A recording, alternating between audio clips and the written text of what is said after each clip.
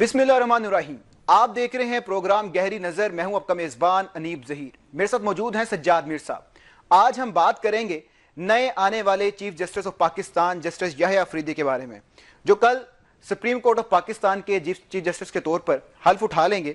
अगर बात की जाए सुप्रीम कोर्ट ऑफ पाकिस्तान की, जो मुतनाज़ा दौर से गुजर कर आया है, ये वो मुतनाज़ा दौर था जब जजेस ना सिर्फ आमने सामने आए बल्कि एक दूसरे के फैसलों के ऊपर भी खुलकर तनकीद भी की, और कभी एक साइड से इख्तलाफी नोट आते थे तो कभी दूसरी साइड से वजाहतें आती थी।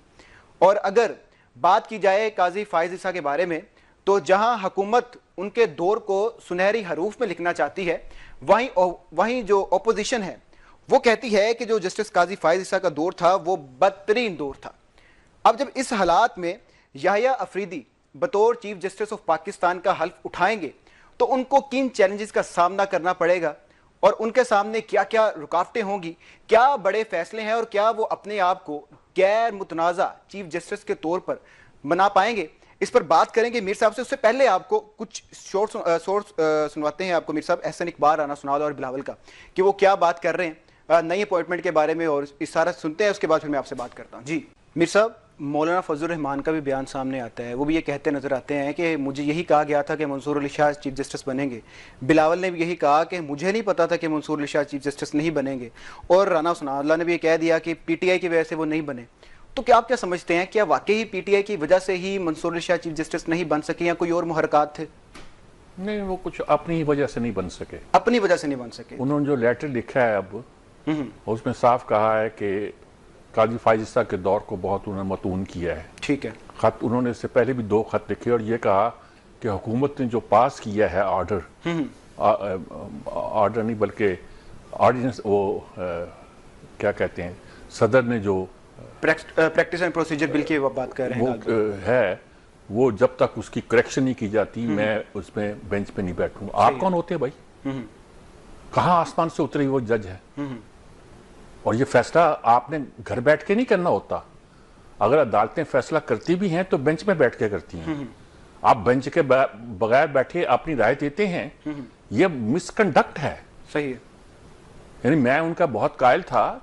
एक बार मुझे उनके साथ तकरीर करने का भी एजाज हासिल हुआ यौम इकबाल के मौके पर लाहौर में, ईवान इकबाल में, और उस वक्त मेरी राय ये थी कि ये जैसी इस क्लास के लोग होते हैं, ठीक है, उनमें वो एक खास किस्म की एरिस्टोक्रेसी थी। सही है कि ये एरिस्टोक्रेट उस वक्त पंजाब में थे, ये कि एरिस्टोक्रेटिक किस्म के जज हैं ये। और ये क्लास एक अपना, अब ये देखिए, अब उन 8 के 8 महज जजों ने जो है शमूलियत अख्तियार की काजी फाइज ईसा के 5 जजेस ने की, 5 ने नहीं की, तो उन बाकी किसने कर दी है? जस्टिस आयशा ने नहीं की, मुनीब अख्तर ने नहीं की, इसके अलावा मंसूर अली शाह ने नहीं की, और अतर मनिल्ला ने नहीं की। ये 4-5 चीफ जस्टिस हैं जिन्होंने शमूलियत नहीं आज की। अच्छा, मेरे ख्याल में था कि वो 8 ही ने नहीं की। बहरहाल आप ग्रुपिंग कर रहे हैं विद इन कोर्ट। अब भी नया चीफ जस्टिस आ गया है, लेकिन आप शो कर रहे हैं कि हम ग्रुपिंग की वजह क्या बनी, किसने ये सारा काम शुरू किया, क्या मुतनाज़ा फैसला? पहली बात तो ये है कि अब हमें पहले इस क्लास पे गुफ्तगू करनी चाहिए। सही है। ये तीनों के तीनों जज जो हैं, मुनीर अख्तर साहब भी, मंसूर अली खान साहब भी, और ये जो चीफ जस्टिस हो गए हमारे अब याह्या अफरीदी साहब, ठीक है, ये बड़े नामवर अच्छे जज गिने जाते हैं। सही है, सही है। लेकिन इनकी फैमिलीज किस लेवल की हैं, किस क्लास की हैं? सारे एचएसएन के पढ़े हुए हैं। सही है। वैसे फाइज ईसा भी जो थे वो कराची ग्रामर के पढ़े हुए थे। बिल्कुल ऐसे। कराची ग्रामर ही समझिए कि एचएसएन है, सिंध का एचएसएन है, मॉडर्न किस्म का एचएसएन है, वो जरा उसका स्टाइल और है। तो ये सारे एचिसोनियन हैं। सही है। हम पर एचिसोनियन रूल करते रहेंगे। इमरान खान भी एचिसोनियन, एतजाज हसन भी एचिसोनियन, अब गिनते जाए ना जी। और बाकी जो थे वो कोई गवर्नमेंट कॉलेज के थे बेचारे, ये नवाशी वगैरह, उनको घास नहीं डालते थे ये।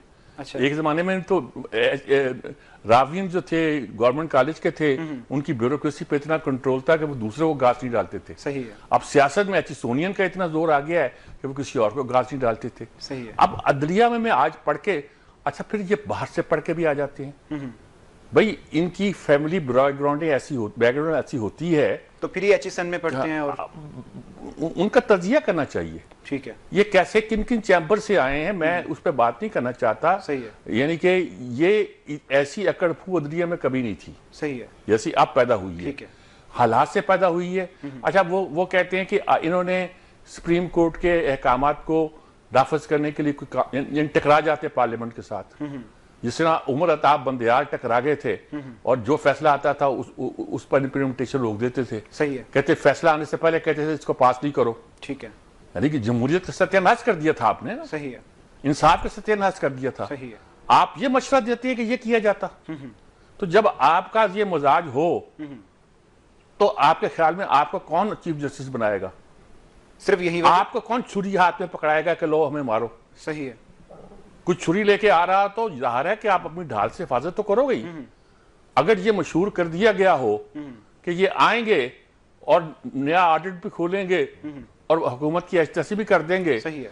भाई देखो, ये हमारे मुल्क में नहीं है, दुनिया के किसी मुल्क में इजाजत नहीं दी जाती किसी को भी कि कोई एक अदारा दूसरे अदारे को तबाह करने की कोशिश करे। हर अदारा अपने आप को डिफेंड करता है। मिस्टर, ये जंग नहीं चल रही कि तुम्हारा चीफ जस्टिस हमारा चीफ जस्टिस, इसी चीज के ऊपर ये टू मच हो गया। अब इस वक्त देखिए, उमर अताब बंदयाल आए थे। सही है। तो नए चीफ जस्टिस ने कोशिश की थी कि मामला ठीक खुशसलूबी से चले। सही है। और इशारा दिया था पोलिटिकल पार्टी ने भी। मसलन अब कहा जा रहा है कि बानी पीटीआई ने जेल में जब मुलाकात की तो उन्होंने याह्या अफरीदी के बारे में कोई कमेंट नहीं किया। कोई कमेंट न करने का मतलब यह है कि कल कल को वो कमेंट कर भी सकते हैं। और याह्या अफरीदी जो है ना, बड़े असूली जज हैं। असूली जज तीनों थे। ठीक है। मंसूर अली खान भी बड़े अच्छी रेपुटेशन के जज हैं। ठीक है। मुनीब अख्तर जरा गड़बड़ करते रहे फिर। अच्छा। हाँ, ये पता नहीं क्यों करते रहे। बहुत सारे वाकयात उनके हवाले से मंसूब किए जाते हैं। जजों के बारे में ऐसे वाकयात मंसूब नहीं किए जाते। देखिए, एंगल तो होता है। अब किस सिलसिले में भुट्टो साहब को फांसी के सिलसिले में हम मौलवी मुश्ताक के खिलाफ बहुत बोलते हैं, लेकिन मौलवी मुश्ताक ही था जिन्होंने भुट्टो साहब को रिलीफ दिया था। सही है। वो जरा बोर्ड जज गिने जाते थे। ठीक है। और उनके मुकाबले में सरदार इकबाल थे। एक ही दिन मुकर्रर हुए थे। सीनियरिटी जूनियरिटी का फर्क था। और मौलवी मुश्ताक सीधे गिने जाते थे। सही है। ख्याल था कि वो चीफ जस्टिस होंगे। ठीक है। और ये बात कही जाती है कि भुट्टो साहब सरदार इकबाल को बुलाया और उनको 100 सफ़े की एक रिपोर्ट रख दी सामने। सही है। और जिन लोगों ने वो रिपोर्ट लिखी थी, वो जजेस के नाम वो थे जो पाकिस्तान की तारीख में 2 जज थे जिनको जुडिशल काउंसिल ने जो था एक तरह का सैक किया था। उनसे रिपोर्ट लिखवाई और पेश कर दी कि ये तुम्हारे बारे में ये कहा गया। ठीक है। वो समझ गया कि मुझे चीफ जस्टिस ही बनाएंगे। और रिपोर्ट के बाद वो अपना काम करते रहे। फिर सर उठाया, कहने लगे बट मैं आपको चीफ जस्टिस बना रहा हूँ। सही हो गया। और फिर उनको चीफ जस्टिस बना के 4 साल का टेन्योर दे दिया। फिर जब देखा कि जज तो जज होता है, ये भी गले पड़ गए हैं। सही है। तो फिर वो आइन में फिर तरमीम करके उम्र की हद लगा दी और उनको फर्क कर दिया। सही है।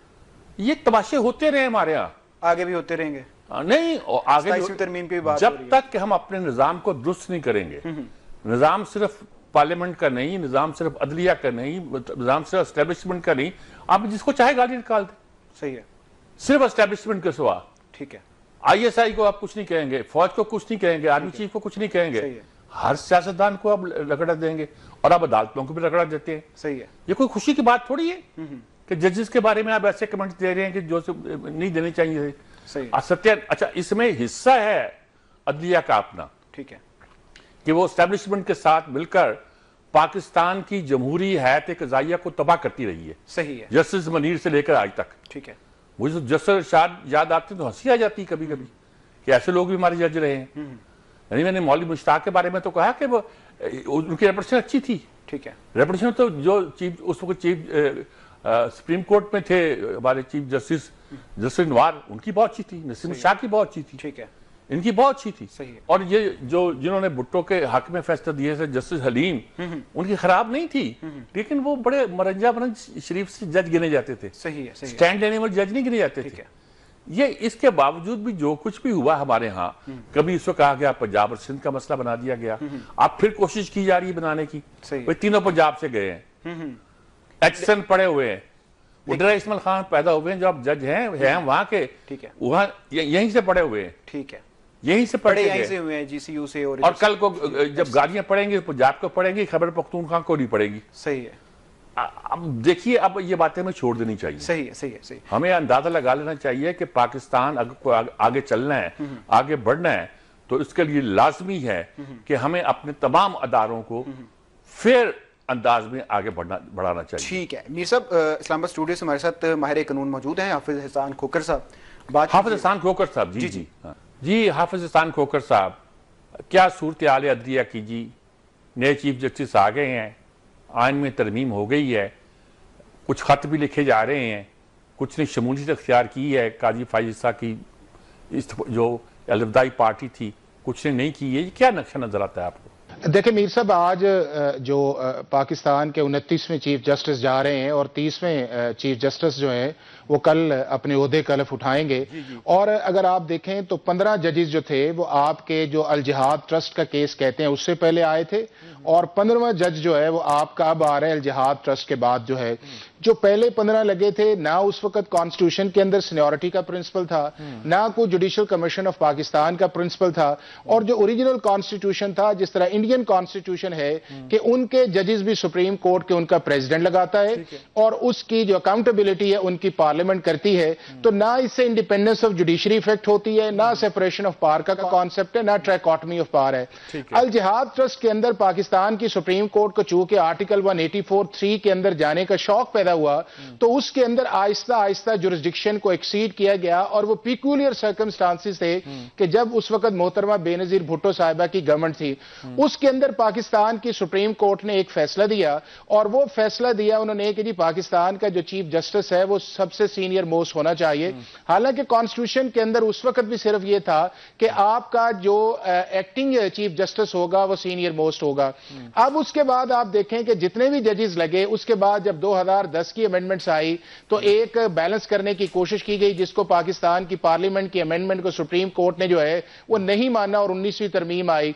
तो अगर इस सारे कॉन्टेक्स्ट के अंदर देखा जाए तो जहां पाकिस्तान की सुप्रीम कोर्ट ने एक्सीड ऑफ जुरिस्डिक्शन किया, और दूसरा यह है कि क्या जजेस अगर सीनियोरिटी बेस पे लगे थे तो क्या पाकिस्तान की सुप्रीम कोर्ट ने बेहतर परफॉर्म किया? आप इफ्तिखार चौधरी की एग्जांपल ले लें, आप उसके बाद अनवर जहीर जमाली की एग्जांपल ले लें, आप साकिब निसार की एग्जांपल ले लें, आसफ सईद खोसा है, जस्टिस गुलजार है, और अभी काजी फाइज ईसा गए हैं।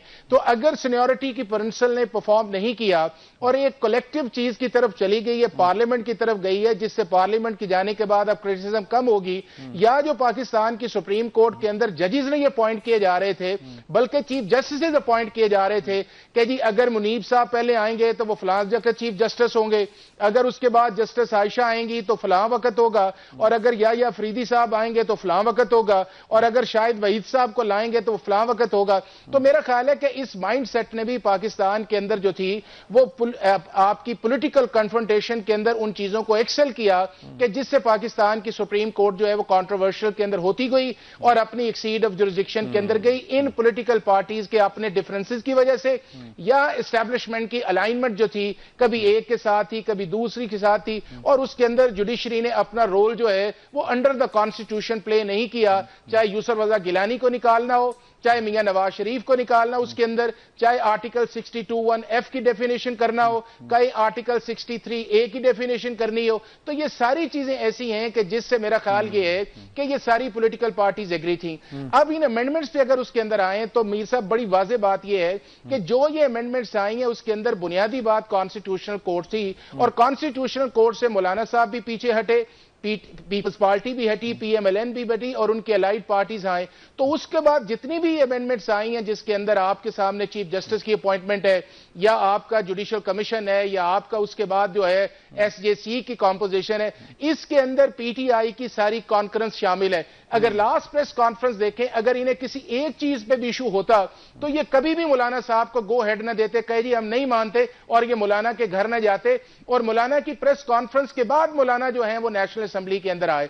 और दूसरा ये है कि अभी उसकी एसेंट नहीं आई थी तो पीटीआई के लॉयर सुप्रीम कोर्ट के अंदर जाके जस्टिस फाइज ईसा से कहते हैं कि जी हम उस कॉन्स्टिट्यूशनल अमेंडमेंट का बेनिफिट्स लेते हैं, और 2 बजे के करीब अगर प्रेसिडेंट साइन करता है तो सबसे पहला लेटर जो स्पीकर नेशनल असेंबली ने निकाला उसके ऊपर पीटीआई ने कंप्लायंस की, और अली जफर साहब को उन्होंने सेनेट से भेजा और गौहर साहब को उन्होंने जो है वो नेशनल असेंबली से भेजा। तो मेरा ये समझता हूं कि एक डायकॉटमी ऑफ जो है स्टैंस के अंदर आया, डायकॉटमी का आया है जिससे हुआ तो यह है कि एक पॉलिटिकल फैसिलिटेशन हो गई है, लेकिन पाकिस्तान के आम आदमी को उसका वो एडवांटेज जो मिलना चाहिए था डिवीजन ऑफ वर्क से या रीएलोकेशन ऑफ जुरिसडिक्शन से, वो नहीं आया। और अल्टीमेटली ये सारी पॉलिटिकल पार्टीज इस बात पे आएंगी कि इस मामले को आगे लेके जाया जाए, और वो कॉन्स्टिट्यूशनल कोर्ट है, एक पहला फेज गुजर चुका है। और अभी भी आप देखें कि 2-3 दिन के अंदर जो केस जा रहा है वो या जजेस कह रहे हैं या लॉयर्स कह रहे हैं कि जी ये इसके अंदर तो क्वेश्चन ऑफ लॉ या इंटरप्रिटेशन ऑफ लॉ है। तो क्या इस अमेंडमेंट से पाकिस्तान के जुडिशियल सिस्टम को स्टेलमेट करना है? एक एडवांटेज ये आ गया है कि कोई पॉलिटिकल पार्टी जो है वो पब्लिकली आके कहे या नहीं कहे, सब इस बात पे आ गए हैं कि जो पार्लियामेंट है उसने जो सुप्रीम कोर्ट ने जो एक्सीड किया था, पार्लियामेंट ने उसको रिट्रीव कर लिया है, और उस रिट्रीवल के बाद कोई भी गवर्नमेंट के अंदर आएगा उन्हें सूट करेगा। लेकिन मेरा ख्याल यह है कि जो असल पाकिस्तान का आम आदमी का इशू है कि उसके केस नहीं सुने जाते, साल साल से लगते नहीं है, इन पॉलिटिकल पार्टीज को अब उस पॉलिटिकल डिफरेंसेस निकल के आके सेंट्रिक इस पॉइंट पे अंदर जाना चाहिए कि पाकिस्तान का मेयार कैसा बेहतर होगा अदालत का। और जहां तक आपने या अफरीदी साहब की बात की है मीर साहब, कि इन सारी पॉलिटिकल पार्टीज प्रोसेस पे एतराज तो कर रही हैं कि जी आपने सीनियरिटी प्रिंसिपल को वायलेट किया, हालांकि हमारे कॉन्स्टिट्यूशन में भी नहीं है, इंडियन कॉन्स्टिट्यूशन के अंदर भी नहीं है, हाई कोर्ट्स के अंदर भी सीनियरिटी नहीं है। और इन्हीं जस्टिस मंसूर साहब ने सीनियरिटी के प्रिंसिपल को बाईपास करवाया जब लाहौर हाई कोर्ट के चीफ जस्टिस लगे, या पिछले कई साल से आपके सुप्रीम कोर्ट के अंदर हाई कोर्ट के जजेस आ रहे हैं, तो सीनियरिटी एब्सोल्यूट प्रिंसिपल कभी भी नहीं रहा।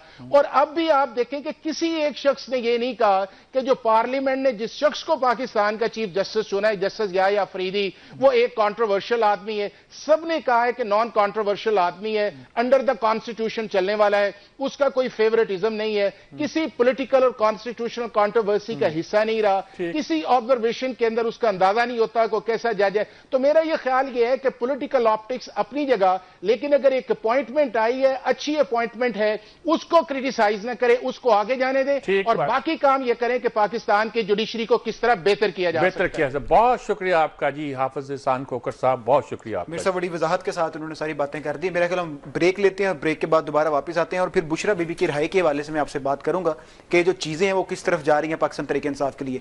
ब्रेक लेते हैं, ब्रेक के बाद दोबारा वापस आते हैं। Will be right back after the short break. जी, वक्फे के बाद आपको एक बार फिर से खुश आमदीद कहते हैं। कल का दिन जो पाकिस्तान तहरीक इंसाफ के लिए था वो बड़ा अच्छा साबित हुआ है। बुशरा बीबी की रिहाई होती है और उसके बाद इस्लामाबाद हाई कोर्ट से भी एक जो हुक्मनामा जारी किया जाता है इमरान खान को इस्लामाबाद हाई कोर्ट में पेश करने का, लेकिन नहीं हो पाते, वकीलों को भेज दिया जाता है। और आज जो इमरान खान की बहनें हैं उनको भी आज रिहा कर दिया गया है। और ये सारी सूरत हाल जब हम देखते हैं तो ऐसा एक तासुर आता है कि क्या पाकिस्तान तहरीक इंसाफ के लिए कोई अच्छे दिन आने वाले हैं। और दूसरी जानब पाकिस्तान तहरीक इंसाफ के अंदर एक क़यादत का फकदान नजर आ रहा है पिछले कुछ अरसा से। अगर 26वीं तरमीम की बात की जाए तो उसके अंदर भी देखा गया कि सारी जमातों ने यह बोला कि इसीलिए वोट नहीं दिया पाकिस्तान तहरीक इंसाफ ने कि जो बानी चेयरमैन है वो जेल के अंदर और मुलाकातें नहीं हो पा रही। तो ये सारी बातें हैं। क्या बुशरा बीबी के बाहर आने से, जिस तरीके से आज उन्होंने जो सियासी कमेटी का अपना इजलास किया, इन तमाम बातों को देख के लगता है कि जो बुशरा बीबी हैं वो पार्टी को भी लीड करेंगी। तो मीर साहब से इसके ऊपर इनकी राय लेते हैं। उससे पहले बैरिस्टर गोहर चेयरमैन पाकिस्तान तहरीक इंसाफ वो क्या कहते हैं कि डील हुई है या नहीं हुई, वो हम आपको सुनवाते हैं। जी, जो कहा जा रहा है कि कोई डील हुई है, अगर डील कोई किसी तरीके से करना होता कि डील के नतीजे में रिहाई मुमकिन होती तो वो 9 महीने जेल में न रहती। जी मीर साहब, जेल में न रहती मजेदार है। लेकिन किस्सा ये है कि वो तो पहले दिन से कहा जा रहा है कि हम तो बात करना चाहते हैं, फौज से करना चाहते हैं, ठीक है, हम सियासी जमातों से नहीं करना चाहते। तो पहले दिन से उनका स्टांस तो ये है कि वो बात करना चाहते हैं और फौज से करना चाहते हैं। और डील किस चीज का नाम है, ठीक है, कि वो डील ही करना चाहते हैं। सही है। और तो कोई किसी का बात के लिए बात नहीं करना चाहते हैं। सवाल पूछा जाता है, वो ये इरेलेवेंट बात करने की है। लेकिन वो ये बात है कि वो उनकी क़यादत नहीं है, वो बाहर में क़यादत करेंगे। फिर क़यादत करेंगे तो ये देखिए फिर इसका मतलब कि हलीमा बुशरा बीबी क़यादत करेगी और हलीमा खान और जो उज़मा खान है, खासतौर पर हलीमा खान ज्यादा कर रही हैं। वो सिलाई मशीन वाली वही है ना, तो क्या वो हाथ छोड़ के बैठ जाएंगी? उनको भी तो आखिर चांसेस है। कुछ लोगों का ख्याल तो ये है, जैसे वापडा है, वो कहता है कि स्वाय इनके 2 बेटों के, इनके बेटों के 2 बेटों के, इनके बेटों के और उनकी बहनों के, और कोई इनके साथ मुखलिस नहीं है। सही है। अच्छा, वो ये बात जो कह रहा है तो वो कोई किसी चीज़ से बाखबर होगा, यानी गोया वो ये बात कह रहा है कि ये बुशरा बीबी भी इनके साथ हाथ कर सकती है। वो उनका ख्याल है, मैं नहीं कहता, उनका ख्याल है। ठीक है। अब ऐसी सूरत में ये क्या होगा? और फिर ये जो समझते थे मैं नंबर 2 हूँ और वो रहा होके आए थे, सीधे गए थे इनके पास, ठीक है, और इनसे डांट खा के आगे थे, फिर दोबारा जेल में चले गए कि शायद कुछ रेपुटेशन बन जाए। शाह महमूद कुरैशी, उनकी रेपुटेशन नहीं बन रही, अब उनका खानदान तलमला भी रहा है, कुछ काम दिखाना चाहता है, क्या कुछ तीसरा ग्रुप बन रहा है। तो ये सारी वो सूरत हाल है जो बड़ी अजीब दिखाई देती है। कल उनको यकीनी तौर पर मुलाकात उनकी करा दी गई उनके लॉयर से, वो होनी थी, कल ना होती तो 2 दिन बाद होती, लेकिन इसको सिंक्रोनाइज किया गया, साथ ही इनकी बेल का हो गया। तीनों चीजें इकट्ठी हो गई तो लोगों ने कहा यार डील होगी, डील होगी, डील होगी। डील खैर डील किस चीज़ की होनी है? डील क्या इस चीज़ की होनी है कि बुशरा बीबी को रहा किया जाए तो उसके बाद ही कोई पार्टी आगे बढ़ सकती है, या बहनों को रहा किया जाए, या इमरान इस बात पर कन्विंस हो गए हैं कि उनके पार्टी के अरकान जो है वो डिलीवर नहीं कर पा रहे। ठीक है, जब तक उनके अपने बंदे बाहर नहीं होंगे कुछ होगा नहीं। सही है। यहाँ ये समझ लिया जाए। और वो कुछ लोगों का ख्याल है कि अगर दोनों ग्रुप्स बाहर होंगे, बहनें भी होंगी, बीवी भी होगी, तो क्लैश की सूरत भी पैदा हो सकती है। लेकिन ये इमरान को पता है कि वो अपनी बहनों को अगर ये कहे देखो भाई तुमने कुछ नहीं बोलना, तो वो नहीं बोलेंगी। इसमें कोई शक नहीं है कि बहनें इमरान से बहुत मोहब्बत करती हैं, और वो कुछ नहीं करेंगी अगर इमरान उन्हें रोकेगा। ठीक है, मेरे साहब इसमें मजीद बात कर रहे थे, राना आतिफ साहब हैं, पाकिस्तान तहरीक इंसाफ के रहनुमा, उनसे बात करते हैं। तो ओवर टू यू राना साहब। ये बुशरा बीबी को बेल मिल गई, मुबारक हो आपको भी और पूरे लोगों को मुबारक हो। वो बनी गाला गई है, वहाँ से सीधी पेशावर गई हैं। अब वो पेशावर जाने का बहुत सी बातें की जा रही हैं, गुफ्तगू हो रही हैं, उन्होंने शायद सियासी कमेटी की कुछ में शमूलियत भी इख्तियार की है वहाँ। क्या वो लीड करेंगी वहाँ से पार्टी को? क्या सूरत नजर आती है इसकी? जी मीर साहब अस्सलाम वालेकुम, पहले तो बहुत शुक्रिया आपका। देखें, हमारी पार्टी पाकिस्तान तहरीक इंसाफ का हमारा पहले दिन से ये मौक़िफ़ था कि बुशरा बीबी सिर्फ इस जुर्म की कैद में सजा भुगत रही थी कि वो इमरान खान साहब की अहलिया हैं। उनके ऊपर जाली झूठे मन गढ़त केस उनके ऊपर बनाए गए, और जिस तरह के बेशरम केस, इद्दत जैसा केस, और जिस तरह के वो झूठे तोशा खाना के केस, एक ही केस को 10 दफा उसको करके ब्रेक डाउन करके किया गया। तो वो तो हम तो कहते हैं कि ये इंसाफ में तखीरी 10 माह तखीर हुई इंसाफ के अंदर। उनको तो पहले दिन ही चेयरमैन इमरान खान जैसे को नाहक कैद किया गया, उनको भी ऐसी नाहक कैद किया गया था। उनको तो पहले दिन ही जेल में नहीं जाना चाहिए था। तो चले फाइनली हमारी अदालतों से हमें कुछ रिलीफ मिला है, तो हम इस पे अल्लाह ताला के शुक्रगुजार हैं कि शायद थोड़ा सा इस मुल्क में अब इंसाफ की रीत शुरू हो गई है, और जो नाइंसाफी का एक स्याह दौर था, जो स्याह बाप था, शायद अब वो खत्म हो रहा है। और हम इंशाल्लाह ताला हमने अपने लीगल केसेस को हमने फाइट आउट किया है। ये जो झूठे और मन गढ़त फैब्रिकेटेड केसेस थे, अल्लाह ताला ने बुशरा बीबी को साबित कदम रखा। वो इमरान खान साहब के साथ खड़ी रही, उनकी कमजोरी की बजाय उनकी ताकत बनी। और आज आपने देखा कि हमने कोई एनआरओ नहीं किया, कोई डील नहीं, कोई पक्की बात है। लोग शक कर रहे हैं कोई डील हुई है, डील तो नहीं हुई ना। देखें, ये जो क्योंकि लोगों को जो लोग ऐसी बातें करते हैं वो उन लोगों से मुकाबला करते हैं जो लोग इलाज के बहाने यहाँ से बाहर जाते रहे 2-6 हफ्ते के इलाज के लिए 4-4 साल। तो वो लोग शायद वो कहते हैं ना कि वो जो चोर होता है वो समझता है कि सारे ही चोर हैं, ठीक है ना। अगर डील करनी होती तो खान साहब आज जेल में ना होते, बुशरा बीबी जेल में ना होती। तो हम बिल्कुल किसी किस्म की कोई डील नहीं हमें, या तो फिर आप ये कहेंगे जो अदालतें हैं, जो अदालत है वो कॉम्प्रोमाइज है। डील की तो बात अब तब करें, हमने तो पूरा लीगली फाइट आउट किया है, हमने तो कोई एनआरओ नहीं लिया, हमने तो कोई बहाना नहीं लिया, कोई डील नहीं की। तो ये तो हमने अपना सारा केस, आप जानते हैं कि 10 महीने से हम ये केस लड़ रहे हैं। और खान साहब पेशावर क्यों गई हैं? इसलिए कि वहाँ आपकी पार्टी का कुछ स्ट्रेंथ ज्यादा है, या अली मीन गंडापुर के साथ मिलकर कुछ वो सियासत करेंगी? नहीं जी, नहीं, मैं तो इस मामले से ये प्राइवेट नहीं, लेकिन ऐसी कोई बात नहीं है कि जो आप जो बात कर रहे हैं। देखिए, पूरा पाकिस्तान हमारा है, हमारी जमात तो ऐसी नहीं है ना कि किसी एक शहर की या एक जिले की जमात हो, ठीक है ना। पूरे पाकिस्तान से पाकिस्तान तहरीक इंसाफ इमरान खान साहब हैंड्स डाउन इलेक्शन जीत चुके हैं 8 फरवरी को। तो आई थिंक इस तरह ये तो स्पेकुलेशन है कि वहां पे क्यों नहीं गई, अगर वो ज़मान पाक जाती तो कहते बनी गाला क्यों नहीं गई। तो वो तो आई थिंक ये तो एक मेरी नज़र में और हमारी पार्टी की नज़र में ये बात कोई इतनी अहमियत की हामिल नहीं है। पूरा पाकिस्तान हमारा है, हमारा तो हम जहाँ भी वो जो मुनासिब समझे इनिशियली जाना, तो वो हर शहरी का हक है। तो वो इसलिए उन्होंने पेशावर जाने वाली बात में कोई सियासी एंगल नहीं है अली अमीन के साथ, लेकिन ये हो सकता है कि हमारी उनकी हिफाजत के लिए और उनकी बेहतर के लिए हमने समझा कि पेशावर मुनासिब जगह है, तो वो उस लिहाज से हम श्योर, और खान साहब की हदायत थी कि वो पेशावर जाएं, तो इसलिए उन्होंने उस पर अमल किया। अच्छा, वो अब हलीमा बीबी भी रहा हो गई हैं, उनकी बहनें भी रहा हो गई हैं, तो कुछ कॉन्फ्लिक्ट तो नहीं पैदा होगा? अब कुछ लोग कह रहे हैं उधर शाह महमूद कुरैशी के ख़ानदान के लोग भी एक ग्रुप की सूरत में इकट्ठे हो रहे हैं, तो ये 2-3 ग्रुप अलग बन जाएंगे, अलग तरीके से पॉलिटिक्स होगी। कुछ इस किस्म का खदशा पैदा नहीं हो रहा? जो लोग फॉरवर्ड ब्लॉक और पता नहीं क्या क्या लोग इस्तेमाल कर रहे हैं, आपको तो ऐसा नजर नहीं आता जी? नहीं जी, बिल्कुल नहीं है। हमारी पार्टी बिल्कुल, सज्जाद मीर साहब बिल्कुल मुत्तहद है चेयरमैन इमरान खान साहब की क़यादत में, और तमाम लोग जिनकी तरफ आप इशारा कर रहे हैं, कोई ऐसी बात नहीं है। ये सिर्फ एक प्रोपेगेंडा है कि जब इनको नजर आता है कि इनको खिफत का सामना करना पड़ा है, तो वो झूठ का सहारा, मनगढ़ंत बातों का सहारा, कोई ऐसी बात नहीं। मैं आपको पूरे ईमानदारी से बात बता रहा हूँ। हम एक नजरिए के साथ, अपने चेयरमैन इमरान खान के साथ पूरी पार्टी मुत्तहद है, और हम सब लोगों को जो वोट पड़ा है, जो हमारी सबकी सियासी हैसियत है, वो सिर्फ इमरान खान साहब की वजह से है, हमारे पाकिस्तान उनके नजरिए की वजह से है। हम सब लोगों की कोई इंडिविजुअल सियासी हैसियत नहीं है। मैं आपको बता रहा हूँ, किसी बंदे की सियासी हैसियत नहीं है। हम सब एमएनए की हम सब की हैसियत सिर्फ इसलिए है कि हमें चेयरमैन इमरान खान के नाम के ऊपर लोगों ने वोट डाला हुआ है। तो और पार्टी में बहुत इत्तेहाद है, पार्टी बिल्कुल यूनाइटेड है।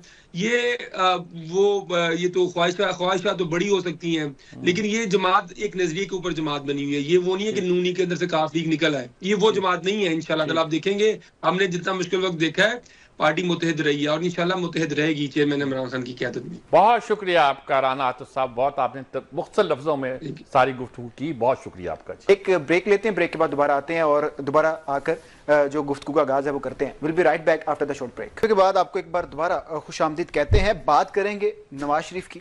नवाज शरीफ आज पाकिस्तान से उड़ान भर चुके हैं। कहा जा रहा था कि नवाज शरीफ को नहीं जाने दिया जाएगा, लेकिन आज फाइनली वो चले गए हैं, दुबई पहुंच गए हैं, एक रात वहां पे रुकेंगे, उसके बाद लंदन जाएंगे, 4 दिन वहां रुकेंगे, फिर अमेरिका का दौरा करेंगे, अहम शख्सियात से मुलाकात करेंगे। तो क्या सूरत हाल है जो इन्होंने दौरा किया है, मुल्क की सियासत के ऊपर इसके क्या इफेक्ट आ सकते हैं, किन लोगों से मुलाकात करने जा रही है? मीर साहब, 26वीं तरमीम हुई, उसके फौरन बाद नवाज शरीफ साहब का दौरा, अमेरिका भी जा रहे हैं, अमेरिका के इलेक्शन भी आ रहे हैं, मुलाकातें भी मुतवक्का हैं। क्या लगता है कि पाकिस्तान के सियासी मंजरनामे में कोई तब्दीली आने वाली है? क्या लगता है? बातें तो बड़ी हो रही हैं, लेकिन मस्त मलंग आदमी है मियाँ साहब। अच्छा, वो घूमना भी चाहते हैं, लेकिन ये लगता ये है कि ये कोई प्लान दावा है जी। लंदन जाना तो उनका समझ आता है, घर है उनका और वहाँ उनका मालिज भी वहाँ मौजूद है। अमेरिका जाना हो सकता है कि वो किसी डॉक्टर को वहाँ दिखाना चाहते हो। ठीक है, पहले लंदन से वहाँ नहीं जा पाए, अब सोचते हो कि मैं दिखाई दूँ और वापस आकर कुछ देर के लिए रिलैक्स करना चाहते हैं, यूरोप घूमना चाहते हैं, देखना चाहते हैं। सर लंदन के हवाले से तो यही खबरें आ रही हैं कि वहाँ अपने मौलिद से अपना इलाज करवाएंगे, कर सकते लेकिन अमेरिका के हवाले से खबरें ये आ रही हैं कि वहाँ पे कोई अहम मुलाकातें करने जा रहे हैं। ये भी आप कह सकते हैं, लेकिन ये भी तो मियाँ साहब का कोई अमेरिका का कोई स्ट्रॉन्ग पॉइंट नहीं है कि उन्होंने फलां से मुलाकात करनी है, फलां से मुलाकात करनी है। दूसरे लोगों का है, मशहूर किया जाता रहा है, लेकिन मियाँ साहब का ऐसा कोई नहीं है, लेकिन हो सकता है कि उन्हें कोई अहम मुलाकातें करनी। ठीक है, ठीक है। मेरे साहब, इससे मजीद बात कर लेते हैं। जो इनका दौरा है लंदन या दौरा अमेरिका, उसके पर रफीक रजवाना साहब हमारे मौजूद है, साबिक गवर्नर पंजाब, उनसे बात करते हैं। जी नवाज साहब, अस्सलाम वालेकुम, कैसे हैं आप? तबीयत ठीक है? वालेकुम सलाम, अल्हम्दुलिल्लाह। मीर साहब, ये बहस चली हुई है कि मियाँ साहब एक्टिव क्यों नहीं है सियासत में, ज्यादा नजर आते लोगों को। फिर एक अफवाह फैल गई थी कि उनको कोई बाहर जाने नहीं दिया जाएगा अगर जाना चाहेंगे। फिर अब ये आ गया कि वो गए हैं, तो उनका प्रोग्राम क्या है? तो आपको क्या नजर आता है मियाँ साहब का क्या शेड्यूल होगा बाहर जाने का, क्यों गए होंगे वो? लेकिन ये तो अब एक बहस ही चल पड़ी है, अदरवाइज तो मैं नहीं समझता कि उनको जो पहली बात आपने फरमाई है कि जाने नहीं दिया जाएगा, ऐसी कौन सी बात है कि जाने नहीं दिया जाएगा। वो भी इंतहाई मफरूजे पे मफरूजा है कि जाने नहीं दिया जाएगा। और उसके बाद अब वो चले गए तो वो कोई दिलचस्पी सियासत में नहीं ले रहे। देखे अल्हम्दुलिल्लाह उनकी गाइडेंस में मरकजी हुकूमत बनी, उनके छोटे भाई जो है वो पार्टी सदारत उन्होंने छोड़ी, मियां साहब दोबारा सदर बने और वो वजीर आजम पाकिस्तान के बतौर वजीर आजम इंतहाई जाफशानी से काम कर रहे हैं और बड़ी लगन से काम कर रहे हैं, मईशत को चला रहे हैं। बाकी आईनी अमूर भी और दीगर सियासी अमूर भी इत्तेहादियों के साथ मिलकर, तो उसमें मियां साहब की मशावरत शामिल है। आपने कई बार देखा होगा टीवी पे चला कि उन्होंने बहुत से इजलासों में जो है मशावरत के तौर पे सदारत वो एक किस्म की ऑफिशियली नहीं कर सकते लोग, मगर उन्होंने बतौर पैटर्न के, बतौर सरपरस्त के उन्होंने अपनी गाइडेंस रखी और है। इसी तरह से ही उनकी बेटी मरियम नवाज साहिबा चीफ मिनिस्टर पंजाब, वो ऐसे पॉलिसीज के फैसले कर रही है जिसका ओवरऑल इम्पैक्ट पड़ता है जनरल पब्लिक पे भी, स्टूडेंट्स पे भी, हेल्थ सेक्टर हो, एजुकेशन सेक्टर हो या एग्रीकल्चर सेक्टर हो। तो मेरा ख्याल है कि वो मुतमईन है मियां नवाज शरीफ साहब, और पाकिस्तान जिस तरह से मुश्किल माशी हालात से गुजर कर आगे जा रहा है और जो इज़ाद शुमार है और इंडेक्स जो शो कर रहे हैं, मसलन 2 दिन से जो स्टॉक एक्सचेंज का इंडेक्स शो कर रहा है, आलमी इदारों की रिपोर्टें आ रही है, तो मेरे ख्याल में मियां साहब को अब तो रिलैक्स करने के लिए बाहर का दौरा करना चाहिए। ये रिलैक्स करने की बात आपने अच्छी कही कि ये कहा जाता है कि वो दुबई से लंदन, लंदन से अमेरिका जाएंगे, अमेरिका से वापस लंदन आएंगे, फिर मरियम नवाज उनके साथ शरीक होंगी और यूरोप का दौरा करेंगे। इस पे कुछ लोग इतराज़ कर रहे हैं कि आखिर इन हालात, सियासी हालात में जिसमें मुल्क गुजर रहा है और जिसमें शहबाज शरीफ ने भी अपने एक सरकारी दौरे को मनसूख किया है, क्या ज़रूरत है यूरोप की सैर करने की और साथ पंजाब के वज़ीर आला को भी ले जाने की? उन्हें कंसंट्रेट करना चाहिए मुल्क के अंदर। कुछ लोग कहते हैं ऐसे, आपको क्यों क्या लग रहा है कि आपने लफ्ज़ इस्तेमाल अच्छा किया कि रिलैक्स करेंगे जरा? वो लेकिन जो लोग कहते हैं अब वो तो खूबसूरत चीज में भी बुराई निकाली जा सकती है, ठीक है, सोच की बात है। अदरवाइज ये सरबराहान मुमलिकत या लीडरान जो है वो जाते भी रहते हैं। दूसरी बात ये है, जिस मुल्क में भी जाते हैं वहाँ सफारती तौर पर गो फॉरेन पॉलिसी मरकजी हुकूमत का काम है और फॉरेन मिनिस्टर का काम है या प्राइम मिनिस्टर का काम है। अदरवाइज एक ही पार्टी की हुकूमत है तो वहाँ पे उनके सफारती ताल्लुकात बढ़ेंगे इनडायरेक्टली, ऑफिशियली तो नहीं।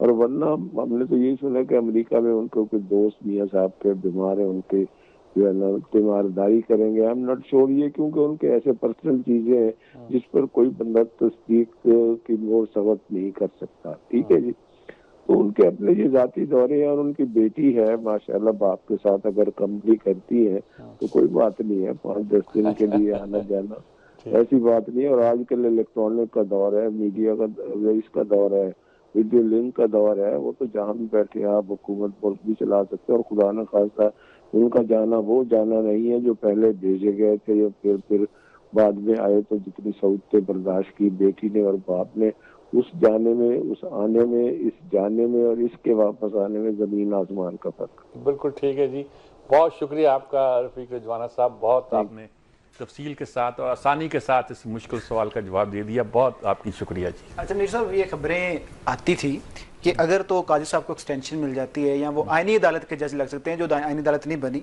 तो नवाज शरीफ साहब पाकिस्तान में रहेंगे। अगर वो नहीं आईनी अदालत के जज लगते या उनको एक्सटेंशन नहीं मिल पाती तो नवाज शरीफ चले जाएंगे।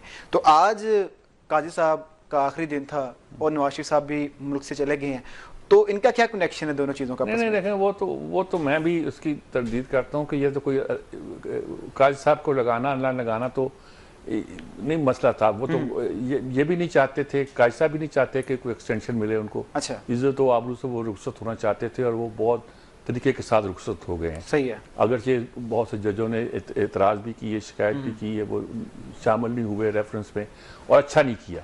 ये जुडिशरी की शान शान नहीं है। सही, बहुत शुक्रिया अमीर साहब। आज के हमारे प्रोग्राम का जो वक्त है वो ख़त्म हो गया है। नवाज शरीफ साहब चले गए हैं लंदन, अमेरिका, फिर यूरोप, जाने का सारा शेड्यूल तय था, लेकिन वापसी का तो अभी कोई शेड्यूल नहीं दिया गया। ये बहरहाल एक सवाल मौजूद है कि कब वापस आएंगे, और दूसरा जो जस्टिस याहिया अफरीदी कल हल्फ उठाएंगे उसके बाद उनको क्या क्या चैलेंजेस हैं वो उनको हल कर पाएंगे या ना नहीं कर पाएंगे, इस पर भी अगले प्रोग्राम में दोबारा से बात करने की कोशिश करेंगे। फिल वक्त हमें इजाज़त